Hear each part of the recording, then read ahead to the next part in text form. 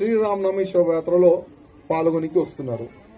కానీ ఈ శోభయాత్ర అంటే ప్రతి సంవత్సరం చాలా శాంతిపూర్వకంగా మన శోభయాత్ర మనం తీస్తున్నాం. ఎక్కడ కూడా చిన్న కొట్లాట కాకుండా మనం శోభయాత్రని తీస్తున్నాం. కానీ పోయే సంవత్సరం కూడా లాస్ట్ మూమెంట్ లో పోలీస్ అధికారులు మా పర్మిషన్ క్యాన్సిల్ చేసినారు. అనవసరం అసలు ఎవరు మాట విని పోలీసు వాళ్ళు మా పర్మిషన్ క్యాన్సిల్ చేసినారు అర్థమైతే లేదు.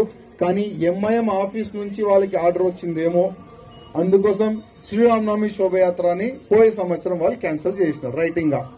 కానీ ఈ సంవత్సరం మా పెద్దలు అన్నారు, మనకు ఎందుకు అవసరం పర్మిషన్, ఎందుకు మనకు, ఇది మన దేశం, ఇది మన హిందూ దేశం. మన హిందూ దేశంలో మన ఫెస్టివల్ మనకు జరుపుకోనికి శోభయాత్ర తీయనికి ఎవరు పర్మిషన్ మనకు అవసరం లేదు.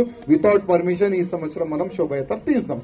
మా అధికారులు చెప్తున్నారు, అందుకోసం ఒక్క పర్మిషన్ కాపీ కూడా మనం పెట్టలే. ఈ సంవత్సరం వితౌట్ పర్మిషనే మనం శోభయాత్ర తీస్తున్నాం. అదేవిధంగా ఈ శోభయాత్రలో మనం ఒక సంకల్పం తీసుకుందాం. ఇప్పుడు మహారాష్ట్రలో ఔరంగజేబు సమాధి ఉన్నది. ఆ సమాధిని కూల్చనికి మహారాష్ట్ర హిందువులు రెడీ ఉన్నారు. ఒకవేళ అవసరం పడితే మన తెలంగాణ నుంచి కూడా లాక్స్ ఆఫ్ రామ భక్తులు మనం మహారాష్ట్ర వెళ్దాం, సంభాజీ నగర్ వెళ్దాం, అదే ఔరంగజేబు సమాధిని కూల్చేద్దాం. ఎందుకంటే ఆ ఔరంగజేబు సమాధి మన భారతదేశంలో ఎక్కడ కూడా ఉండకూడదు. ఆ సమాధిని తీసి ఏదైనా సముద్రంలో మనం పాడేద్దాం. ఆ ఒక్క సంకల్పం మనం తీసుకోవాలి. అదేవిధంగా భారతదేశాన్ని హిందూ రాష్ట్రం మనం ఎట్టి పరిస్థితుల్లో చేస్తున్నాం. ఎందుకంటే నెక్స్ట్ ఈ ఎలక్షన్ అయిపోయింది కదా, మూడోసారి ప్రధానమంత్రి మోదీ గారు అయిపోయినారు కదా.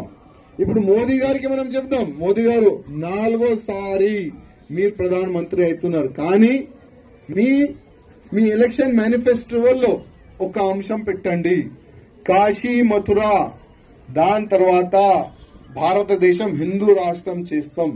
అది కూడా మేనిఫెస్టోలో వేస్తే చాలా బాగుంటుందని మనమందరం సోషల్ మీడియా పరంగా మోదీ గారికి రిక్వెస్ట్ చేస్తున్నాం. ఎందుకంటే వచ్చే ఎలక్షన్ నేను ఛాలెంజ్ చేస్తున్నా, వచ్చే ఎలక్షన్ కాశీ మథుర హిందూ రాష్ట్రం దానిపైననే జరుగుతుంది. మీరు చూస్తారు, అందరు కూడా చూస్తారు. అదేవిధంగా ఇవాళ ఒక అయోధ్య అంటే అయోధ్యలో భవ్యమైన రాముడి గుడి కడితేనే ఈ ఔరంగజేబు కొడుకులు, ఆ బాబర్ కొడుకులు పరేషాన్ ఉన్నారు. ఇప్పుడు ప్రారంభమైంది రామ మందిరం తర్వాత కాశీ మథుర తర్వాత ప్రతి ఒక్క మా గుళ్ళు పలగొట్టి వీళ్ళు ఎక్కడెక్కడ కట్టినారు కదా ఆ బాబరీ మసీదు, ప్రతి ఒక్క బాబరీ మసీదు కూల్చి భవ్యమైన మన గుడి మనం కడుతున్నాం. ఆ సంకల్పం కూడా మనం తీసుకుందాం.